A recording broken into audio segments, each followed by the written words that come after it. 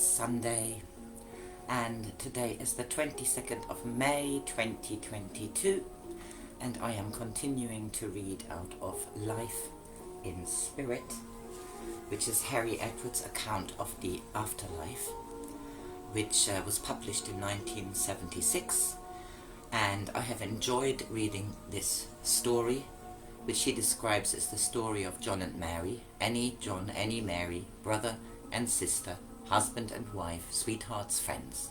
The story of you and me, but with this difference: John and Mary have died and have entered their new life in spirit. Harry Edwards was a renowned healer throughout the world, and this is, I believe, an uplifting book, but I think that depends on your point of view. And if you listen, you might like it. So, sorry, stuff happening here. Chapter 17, The Places of Attunement. The time arrived for John and Mary to visit the places where attunement with earth is practiced. This journey was not premeditated. They had not even discussed the time when it should be, yet they set out mutually, without a word being said, as if it was an agreed plan. Neither of them knew what to look for, or in which direction they should go. It was enough that they both had the same wish to visit the place which Ibrahim had mentioned for them to be taken towards it. When they stopped travelling, they looked around. They were in a tree-lined landscape of exceeding beauty, where the grass and all the greenery was of the brightest living green. The glory of this was to be seen on all sides. In one distant direction there was what looked like at first sight a blue haze of cloud. They walked towards this, and as they got nearer they could see it was a laid out city, with many houses amid trees and gardens. All the dwelling houses looked as if they were made from an ethereal blue material, and it was this shade of blue which represented the cloud-like haze they first saw. Strangely, unlike the usual cities, there were only one or two fine, high buildings. The customary architectural glories most halls of learning gave distinction to, their art or science, were not to be seen. As they were standing gazing at the scene before them, wondering what it would possess for them, they found they were not alone. A young man wearing a blue mantle over a lighter blue gown, and a young woman wearing a shimmering white robe, walked towards them with warm smiles of welcome. The clasping of hands spoke eloquently of the earnestness of their greeting for the newcomers. Already John and Mary felt as if they were as one with their two new friends. The man said, "My name is Blue Mantle, and this is Ruth. We have come from our leader to convey his love and good thoughts, and to bid you welcome. Please come with us." John and Mary felt too elated for words. They were unable to find words to answer, or at first even to converse. Their two new friends understood how emotionally affected they were, and so gently talked to them as they walked along. Blue Mantle was explaining it was one of his missions to meet visitors to this retreat. He also traveled throughout the spirit realm, visiting area masters, teachers and priests of God who were serving in the different fields of religion, the colleges and so on, looking for those who showed a depth of love for God and his creation, those who were generous in giving and possessing deep feelings of compassion, as well as the inner yearning to serve the Father by pioneering missionary work to bring happiness into darkened life. Ruth told Mary she was the leader's servant, as indeed were all those who dwelt in the Blue City. The leader enjoyed her companionship and her devotion to him. John found his voice first. "Does everyone who lives in Blue City serve the leader?" "It is so," was the reply. "Shall we live here?" was the next question. "Yes, it will be so if you wish, though it seemed you have already made up your mind that you would wish to join us in our mission here." Indeed I would, said John, and looking at Mary he saw she was as one with him in this. Ruth joined in the conversation. You have your own very nice house, and in the beginning of things it may be as well for you to be able to go back home to the simple things and flowers you love so much, to rest and retreat and review in your mind the progress you are making. It is good for everyone to do this. Even the leader values those times when he can return to his college of music to express his love and devotion to God in his own way. Then later on, as you gain experience and enter into the scheme of things associated with mediumship, healership, and the devotional task of teaching others, and the reclamation of errant souls, so you could, if you desire, build your own house here, or have your present house transported here. Have one or both, according to that which is your heart's desire. They were taken to a peace garden, one in which a visitor would feel at peace with life and all things. Before Blue Mantle left them, he said, You will be having your own guide and teacher. He will take you along on your first part of your journey. Rest a while, be at peace, be content until he comes for you. And with that, Blue Mantle and Ruth left them.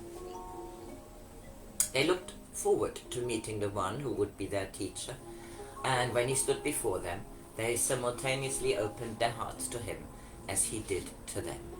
They knew here was friendship which could never be broken. He sat with them in the garden, and they spoke to each other of their personal intimacies, which are the ingredients of perfect understanding and of true companionship.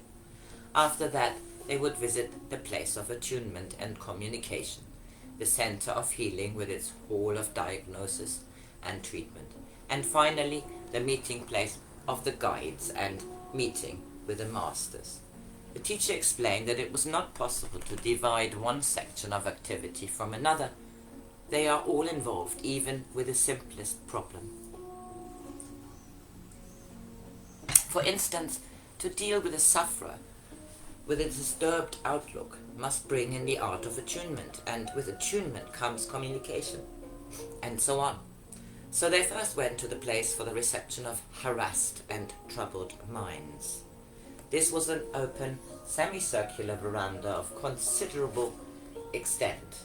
It was constructed of material resembling white marble, with marble-like steps stretching down a long way, almost as far as the eye could see. The guide directed their attention along the landscape view of the terrace and asked them to observe that the activities taking place were in sections, and the purpose of these he would explain as they came to them. The guide bid John and Mary to accompany him to the first section. This is where you will often come after you have passed through the earlier phases, the place where newcomers who are not seriously affected are received. It is here your first works of importance will take place. Proceeding to the first section, they saw a sense of immense activity. The steps were thronged with figures, many of whom were wearing white robes of white and cream. Those wearing the robes are helpers, doctors, students, and recognized workers amongst this special class of sufferers. As you look down the steps as far as you can, you may not yet be able to see how far they stretch down, for they go a long way. It is the meeting place between human and spirit life. There, the throng of helpers and patients were thickest. Those arriving here, said the teachers, are suffering from mind maladjustments in many different ways, but mainly of the non-violent kind. You will find sufferers from obsession, agoraphobia, minds which are dominated by religious fever, the desire to be clean, those who refuse to accept they have acted rightly, others who are fearful of disease. There are the dual personalities, the schizophrenics, the sick whose minds are set upon revenge, and all the many other causes of mental torture. The coming of these unfortunate has been anticipated. They have been watched, and when the opportunities are right, they are sent good influencing to establish contentment within their outlooks, and so be able to direct their arrival along to where they do not need the special help of this section. When circumstances have not permitted a normal beneficial change to take place, they are directed here. As they leave their human body behind and a degree of consciousness returns, so they find themselves far down at the merging of the steps with human life. The guide said it was not necessary to go down and see the arrivals or to observe any particular arrival. Their more particular work would follow on. He explained the ascent of the steps provided for some types of troubled mind, a method of penance to help them progressively overcome the feelings of remorse following a premeditated harmful act in earth life. The fulfillment of freedom from retribution is essentially a personal problem, which may need a lengthy period of tribulation to satisfy the sufferer that atonement has been fully made. There were, however, many entrants whose need for forgiveness was not a matter of deep concern, and the gradual ascent of the steps provided a symbolical means of atonement. Asking John and Mary to look carefully at the scene, they would see how some arrivals, on meeting their spirit friend, would be able to mount up the steps freely, quickly, and without hindrance, while others were making a great labor to rise even one step higher, and others seemed to be too exhausted to try any further and remained for a while content to be inert. The guide added, in the end, the helpers succeed in giving to the one in their care the courage, the will to overcome the darkness in their life, and are able to lead them up into the light, where they would receive more help to establish them in a settlement or community, or engage on a piece of work, so helping them along the road of spiritual emancipation. After resting a while, sufficient to allow the experience of the stairs to settle down in their minds, and answering a goodly number of questions from both Mary and John, the time came when the guide said they would now go on to the place of attunement. There is no ending to this place, the guide said. It continues on and on for those who seek to serve God more fully in the task to which your own hands are bent. It is from here that communication with earthly lives is found, encouraged, and strengthened. All those poor souls we have left behind were first seen here, and as they entered into their state of transition, so they have been directed to the special area where they can best be assisted to become masters of themselves.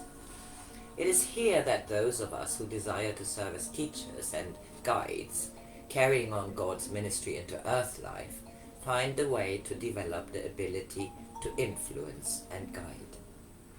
As they drew nearer, they could not fail to be conscious of a depth of silence and intense quietness, as if the intention of those present were vibrantly alert. The first feeling they had of something tangible was a semicircular solid structure of rich brown stone, providing a seat of the same material with scintillating facets of crystal glints, a substance designed to act in sympathy with forces of thought energy. Seated on the stone seats were motionless men and women, who gave the appearance of being carved into statue-like forms containing themselves within themselves. As they passed on, the guide bid them look farther, and as their eyes became used to penetrating through a diaphanous blue haze, like an atmosphere deepening the farther away one looked, John and Mary saw an impressive sight of scores upon scores of similar brown stone structures, stretching out over the land towards the horizon. Here and there were larger groups of seating facilities comprising a circle, in some of which a number of people were gathered.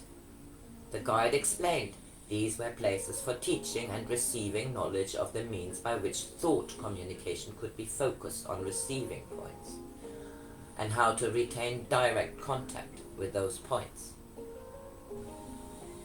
The difficulties of maintaining this are immense, commented the guide, needing great skill to penetrate, maintain and receive as well as direct, intelligent and understandable thought flows in return. It is here that the teacher and the guides serve their apprenticeship. It is here that so many contacts are made with the restless, unhappy and grieving minds of newcomers. It is the purpose to commence helping them before they arrive, as in absent healing, and what is done is to help them through calming and soothing, thought influencing, to enable them to accept more easily their changed circumstances, and directing them to those receiving areas where they can be best adjusted to enter into a normal way of spirit life. In earthly life, the majority of folk are wrapped up in themselves. Their lives are placid or beset with local and domestic difficulties. Rarely is there any purposeful outward flow of thought of a nature that looks beyond their personal comfort and activities. It's not usual for us to be able to establish communication with them, for they are not open to receive or transmit. Different are those people who possess vision and who are not content with the existing order of things. There are those persons who have ambition and seek for themselves and their fellows a higher order of life. They are not satisfied to accept as correct the cruel and evil way in which life is conducted, with its hungry people dying from malnutrition. The governments who are soulless in seeking power over less strong nations. War, poverty, the exploitation of animal life. On the other hand, there are those who desire to serve God, and thereby mankind. The visionaries inspired to work for true brotherhood of man, and to live as God intended them to do so. These are the people who look forward beyond the limiting confines of a physical state of mind, who are seeking out the means for a more godly way of life. It is a natural desire from their inner selves that their thought flows outwards to God and the Spirit to receive inspiration and answers to their problems. It is again natural for all mankind to turn its thoughts to ask help from the gods. It is this emission of thought force which creates the characterized energies in a definite form. It does not stop within the mind. It radiates outwards and is known on earth as telepathy. It is the basis and purpose of all religions to send forth thoughts of adoration and for the granting of guidance and assistance with forgiveness. The outward thought flow can be for knowledge.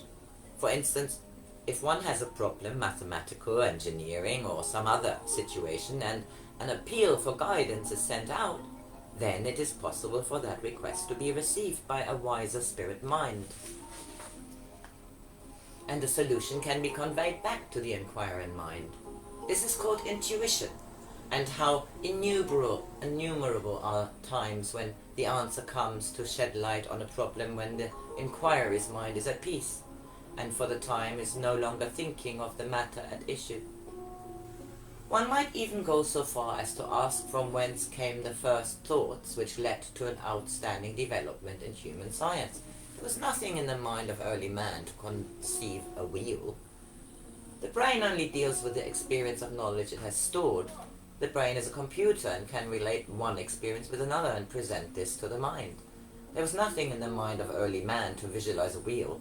This was entirely a new concept, and the thought picture of it must have had its inception somewhere. Is it not that when one is looking for guidance, one withdraws into oneself, leaving the mind open to receive inspiration? When such inspiration comes, it does not arise from a direct request to the brain, for this could only be a typical worrying about the detail of the problem, and the mind is thus prevented from receiving thought influences. Having explained this to John and Mary, the guide informed them that those who were seated on the specifically made conductor substance seats were allowing their mind to become attuned to a thought flow emerging from a human mind, And when the thought force structure is recognized by the listener, then he would seek to maintain the affinity and give an ordered reply. It was when the listener became aware of fevered, distorted or tortured thought that he would try and pass the troubled one on to a knowledgeable psychologist, who would then try to seek an entry into the troubled mind to give it counter-thought, directives to soothe away the discordant mind condition, leading it into more peaceful channels. It is when a human mind is so obsessed with trouble, continued the guide, that it clouds the mind fully, so much so that there can be no entry into the consciousness that success is held.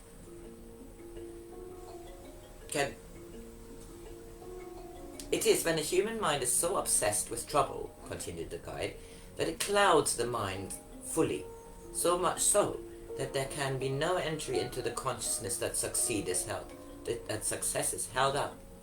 The spirit listener, or the spirit listener in who's listening there, would keep a close surveillance with the troubled one, until an opportunity arose when he could establish an entry from which contentedness could come, if the troubled mind would accept the new incoming help, though often it would be disregarded. It was this patient seeking to give soothing to a troubled mind that became the joy of the listener in. Occasionally would come a clear thought directive. It would arrive from the mind of a child or a person of older age, from a man or a woman. This could be a simple yet strong thought flow. He or she could be termed a psychic sensitive. Many of these are concerned with seeking a prayerful approach to God, others for ability to heal or nurse those in pain. There could be the yearning for music or other of the arts or cultures. As these thought requests from special people were received and their desires known, so they would be placed in the care of a specialist teacher, or perhaps linked in with one who was accepted in earth life as a highly gifted person. In this way, an earthly well-remembered painter, musician or mathematician, etc., could inspire a human contemporary to a greater excellence. This accounts for a young prodigy being able to excel in mathematics far in advance of his years, or a painter who has no painting experience to produce a picture or design subconsciously incorporating characteristics of the departed master, or a person who's had no musical training to play melodies recognizable as having the same features and style as that shown in the works of gifted musicians who had come to spirit life a considerable time ago by earth-time measurement. Into this category, what have we got here? This is very annoying, isn't it? Let me just stop. This accounts for a young prodigy being able to excel in mathematics far in advance of his years, a painter who has had no painting experience to produce a picture or design subconsciously incorporating characteristics of the departed master, or a person who's had no musical training to play melodies recognizable as having the same features and style as that shown in the works of a gifted musician who had come to spirit life a considerable time ago by earth-time measurement. Into this category come those who wish to serve the spirit before their time, healers, mediums, philosophers, teachers. But, said the guide, we shall need to rest a while, and then travel on a little way to learn more about them. So this was chapter 17, and the next chapter is 18, and it's entitled The Place of Healing. I'm enjoying this. Have a happy Sunday. Bye.